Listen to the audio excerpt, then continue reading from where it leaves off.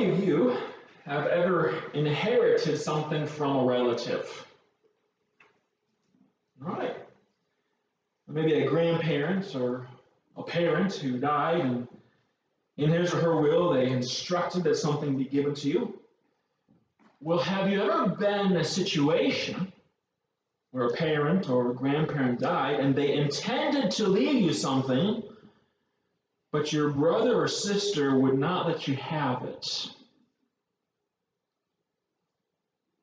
Maybe your sibling was the primary caretaker of your mom in her fading years. When your mom died, your sibling claimed everything that mom left, including what she left to you. Maybe it was something relatively small, like the dishware that had been grandma's. Or maybe a collection of music that mom was fond of. But maybe it was something a little more significant. Perhaps a large sum of money. Her 2014 Jeep Grand Cherokee. Maybe even her house. And your sibling will not give it over to you. Your sibling will not hand over to you what is rightfully yours. Tell me, how do you think you'd respond to your sibling? I can tell you how most Americans would respond. I'll see you in court. I'm going to call my lawyer. Well, take your Bibles and turn with me to Luke chapter 12 this morning, because in Luke chapter 12, verse 13, we read about someone whose sibling was doing exactly what we're describing. His brother would not share the inheritance with him. Let's give a moment to find that, as most of you probably already have. We begin in verse 13. Then one from the crowd said to Jesus, "Teacher, tell my brother to divide the inheritance with me." Now, a question we might ask is, why is he telling this to Jesus? Well, this man expects Jesus as a well-known Jewish rabbi, very well known at this point. Everyone knows him. He expects him to do something for him like other rabbis would often do. You may not realize this, but with their knowledge of the law, rabbis would have some legal ability to pronounce a ruling in cases like this, especially to force the brother, in this case, to abide by the Jewish inheritance laws.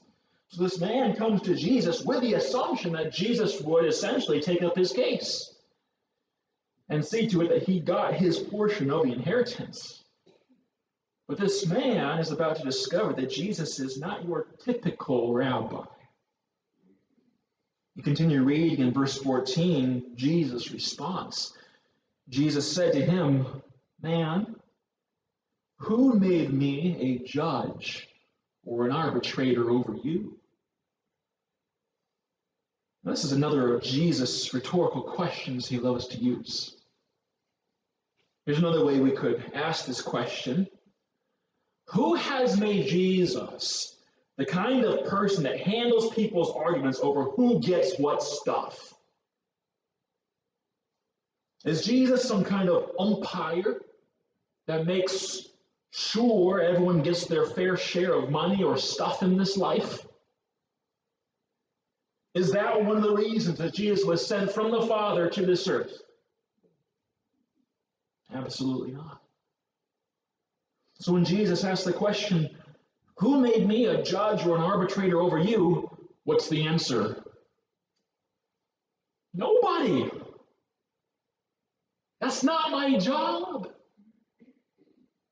That has nothing to do with the purpose for why I came. Now we know that one day Jesus will be the just judge. He will rule with righteous judgments. It's going to happen. But this time on the earth, that's not what he's here for. In fact, as we keep reading in verse 15, not only does Jesus refuse to do what this man wants him to do, Jesus actually warns that there is something about this man's desire that is actually wrong. Verse 15, he says to them, "Take heed," Right? He's opening this beyond just this man. He's opening his conversation to everyone who's there. He says, take heed and beware of covetousness. Tell me something. What is covetousness? Well, according to the Merriam-Webster dictionary, which many of us go to when we don't know what a word means, covetousness is an inordinate desire for wealth or possessions or for another's possessions. In other words, it's a desire for wealth or possessions that exceeds what is reasonable. And certainly every Jew would have known what God's law said about covetousness. It's the last commandment of the Decalogue, the Ten Commandments. You shall not covet your neighbor's house. You shall not covet your neighbor's wife, or his male servant, or his female servant, or his ox, nor his donkey, nor anything that is your neighbor's. And you have to realize that this is long before the big box stores like Walmart and Meijer, long before internet shopping. You know, right now we go into those stores and they don't really point to a certain person that says they own this. They say, yeah, it's the stores. It doesn't belong to anyone. It's just there. Well, you have to realize that in the mind of God, everything belongs to someone.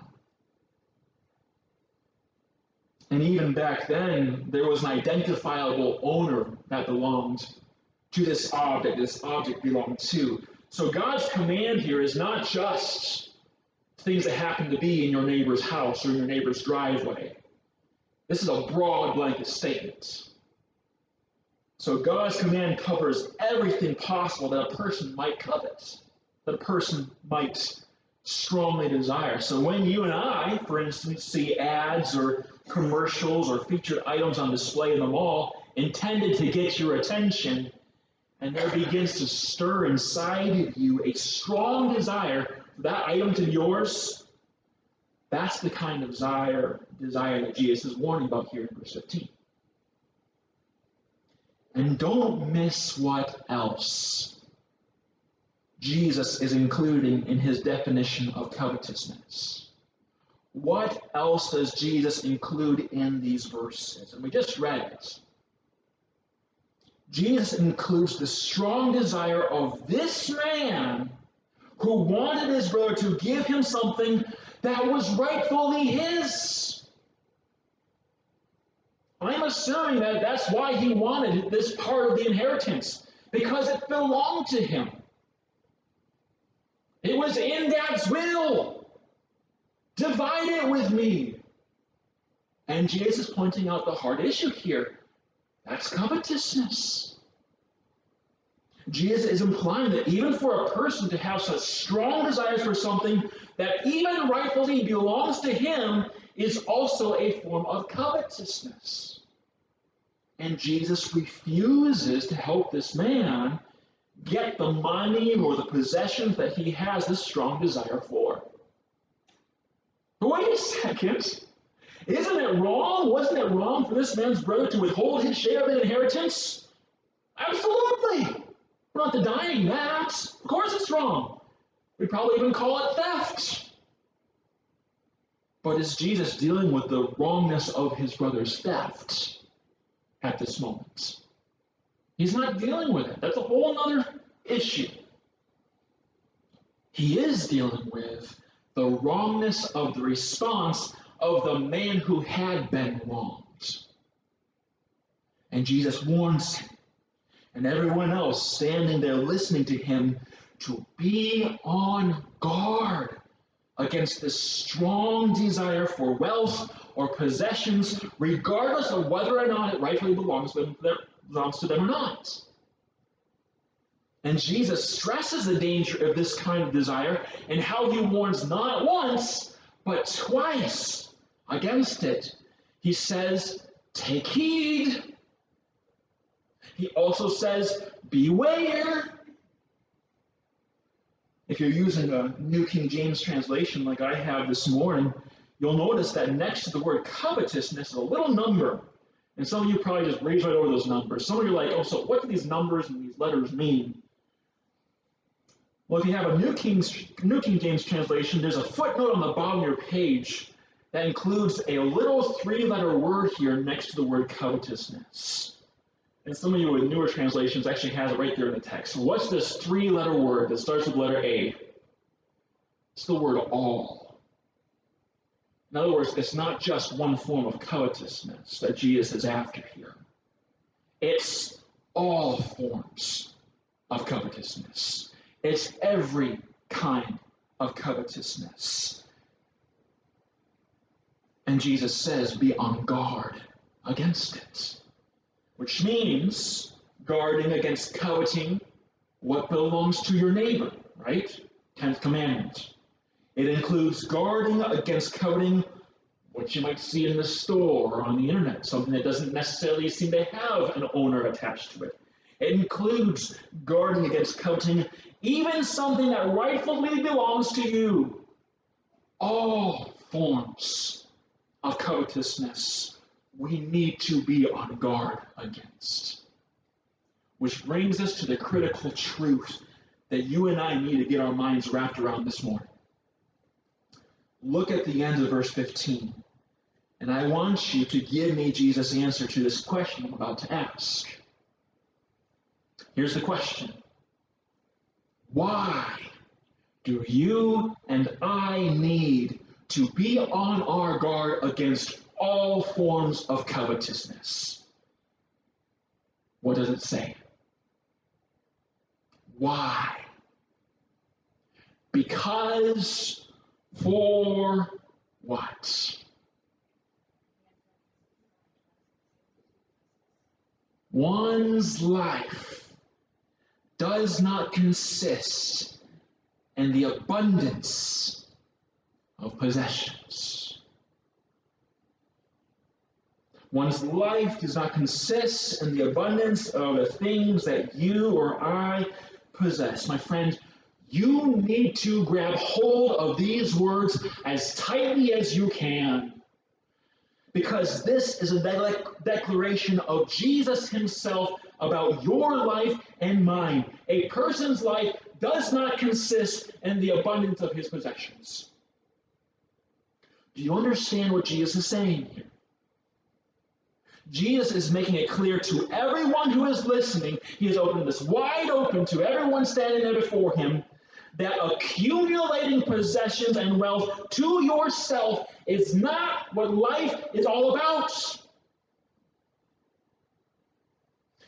Now, maybe some of us sitting here this morning might have a bit of a problem with the words of Jesus. Because your experience of life thus far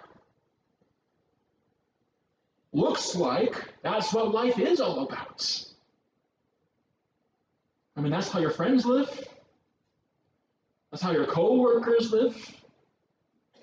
That's how your neighbors live. That's probably how some of your family members live. That's the message that you get from social media and from ads and commercials. So from your point of view, maybe getting a newer phone, getting a newer car, getting the next step up in kitchen conveniences, whatever newest, next best thing it may be for you, that's all that life is all about. That's exactly, in your estimation, what everyone lives for. I interned at a Christian camp in California for 2 years. I remember one Christmas flying home for Christmas break. I was actually dating Megan at the time. And I had a layover in Phoenix for about 8 hours. So I was planning to do what most college kids would do, just camp out there at the airport for 8 hours, find a patch of carpet and try to catch a wink or something. But on the way to Phoenix, on the airplane, I was sitting across the plane from a nice Catholic couple who actually offered to put me up for the night. Their brother was staying with them for 8 hours, and he was coming right back to the airport. They said, hey, why don't you just come home with us, and we'll take you right back. And I was thinking, this is gospel opportunity. And so I accepted. We get in the car, pull up to the gate to pay the parking ticket, happen to see that in this lady's wallet, it was packed with $100 bills. So apparently this couple was pretty wealthy.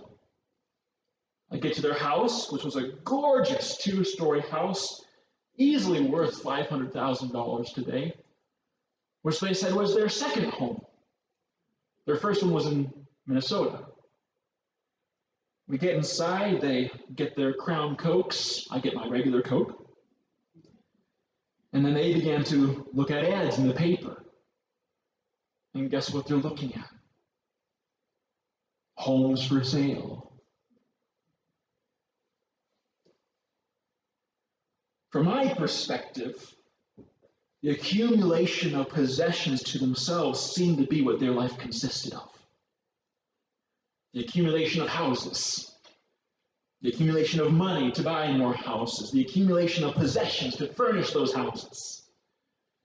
From my perspective, that seemed to be their life. The question is that our life? Now, you and I would say, well, not like that. But is that the life of those who call themselves the people of God? Does our life in any way as professing Christians resemble this pursuit of wealth and possessions for ourselves? As we continue on to verse 16, we realize that Jesus isn't done confronting this covetous way of thinking and living. Jesus is going to show us just how worthless this way of life really is. And he does so in the form of a parable. It's been a little while since we looked at a parable. If you don't remember what a parable does, what a parable is, you could essentially say a parable is an earthly story with a kingdom meaning or a heavenly meaning. Anytime you see Jesus telling people a parable, that should make you think, aha, there's a lesson here for me. Sometimes that lesson is a positive one. Right? Matthew 13:44, Jesus says, for example, the kingdom of heaven is like a treasure hidden in a field, which a man found and he hid. And for joy over it, he goes and sells all that he has and buys that field. Next verse there, Matthew 13:45 and 46. He says, again, the kingdom of heaven is like a merchant seeking beautiful pearls, who when he found the one pearl of great price, sold all that he had, and he bought it. These are beautiful kingdom truths about the value of the kingdom. That it's worth everything in order to get it. That's great, that's awesome, that's beautiful. However, in this parable, in Luke 12, beginning in verse 16, it's not one of those positive parables. Yet it too will have a kingdom meaning that Jesus wants us to understand. So let's begin reading this parable here. And I want you to work very hard to understand the kingdom meaning that this story holds for us. It begins in verse 16, the ground of a certain rich man yielded plentifully. And he thought within himself, saying, what shall I do, since I have no room to store my crops? So let's stop right here. Let's look at a few things. First of all, how is this man described? What kind of man is he? He's a rich man, which means he's a man with a significant amount of wealth at his disposal, probably an overabundance of possessions, right? He has more than he needs, more than he possibly could do with. That's typically how we define rich, right? He's not scraping the bottom of the barrel, in other words. Secondly, the story tells us that his land produced plentifully. In fact, things have gone so well that he can't fit everything into his storehouses. I don't know if any of you have gone grocery shopping recently. Probably have. My wife reminds me every day when she goes grocery shopping. But in today's farming industry, with the food supply shortages going on around the world, bird flu going on amongst our chickens, this would seem to be a good problem to have, that this man has. I can't fit it all. So what would you do if you are rich and you didn't have enough space to store everything that you've grown? At my house, I have one of those tough sheds that you buy at Home Depot. It's probably 8 feet wide, 10 feet deep. When we bought our house about 3 years ago, that shed was the perfect size for us. You know, I could put my tools in there, I could put my camping supplies in there, I could put my lawnmower and my weed whacker in there. But probably like you, I've made this discovery 3 years later. My 8 by 10 tough shed has a lot more stuff in there than there used to be. Can you relate to that? If you were to open your shed or your garage, you're like, how did this all get here? So what do if you have money in the bank and you run out of room for your stuff? Well, obviously, you tear down your garage and you build a bigger one, right? Well, that's what he did. He built a bigger place, or at least that was his intention, to build a bigger place where you keep all his stuff. He had run out of room for his crops, so this man came to the same conclusion that most people in our world would. He says in verse 18, I will do this. I will pull down my barns and build greater. And there I will store all my crops and my goods. This is an all-in-one package. Everything's going into this new building that I'm going to build. But as we read in the next verse, I want you to notice specifically why he is planning to build bigger barns and store all his grain and goods there. Right? Because this is the pivotal issue, is the why. What is the goal of this rich man's life? He says in verse 19, and I will say to my soul, soul, you have many goods laid up for many years. Take your ease, eat, drink, and be merry. What's his goal? His goal is to build bigger barns, to store in those barns all of his sources of wealth, so that he can sit back for many years and live a life that is focused on himself. Isn't that what you see?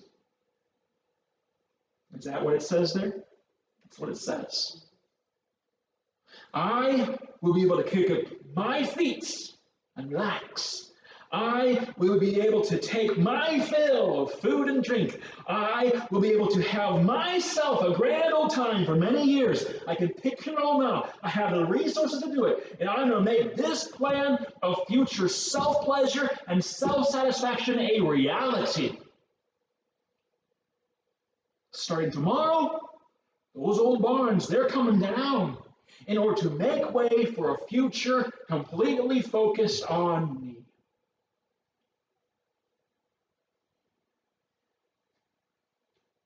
Is that something that some of us would do? Now, probably none of us would admit that. But if you were in this man's shoes, with all of his wealth and resources, and you had the opportunity to build a future that allowed you to live a life of self-comfort and self-pleasure for the rest of your life, isn't that what you do? Might require a bit of work at first, right? Pulling down barns takes effort. Building barns takes effort. But doesn't a life of luxury and enjoyment of everything that money can buy sound like it would be worth it? Most of your neighbors think that way. I can't tell you how many times I've heard my neighbors talk about what they do if they won the big lotteries that we have. Most Americans think that way. But I wonder how many of us in this room, to some extent, might think that way. How many times that thought slips into there and says, I wonder what I would do with $1 million, or $10 million, or $100 million, or $1 billion. What would I do? How many of us think, or perhaps have even pursued, paths or jobs that will hopefully one day allow us to spend the later years of our life just focused on us? Well, Pastor Judd, you don't know how many years I poured into my job. I gave and I gave and I gave. And some of you, you gave and you gave and you gave. You poured it all out for this company. They ate you up for the last 30 years. I deserve everything that I've gained. I deserve everything that I've worked for. I deserve to finally live my life for myself for a change. Isn't that what our society works for? Isn't that what the American dream is all about? You work hard, you do your time, and you can make a good life for yourself. But my friend, I need to tell you something. In fact, it's my obligation as your pastor to tell you something. If this is the way that you think, if this is the way that you live, if the goal of your life is to be able to acquire enough wealth and possessions so you can finally live life for yourself, my friend, you are a fool. You are a fool. That's what God says. This rich man in Jesus' parable, seeing the bumper crop that he had gained, he essentially says, I've got it made. My contribution to society is done. I can now sit back for many years and focus completely on me. And what does God tell him? What does God call him in verse 20? I'm not using strong language here. I'm just saying what God is saying. What does he call him in verse 20? God said to him what? Fool. And why does God view someone as a fool for seeking after a future that is spent on oneself? Let me summarize God's reason in one word. Death. That's the reason that God views someone as a fool for seeking a future spent on oneself. It's because of death. The Lord goes on to say to this rich man, this night your soul will be required of you. Then whose will those things be which you have provided? My friend, you do not know the day or the hour that your soul will be required of you.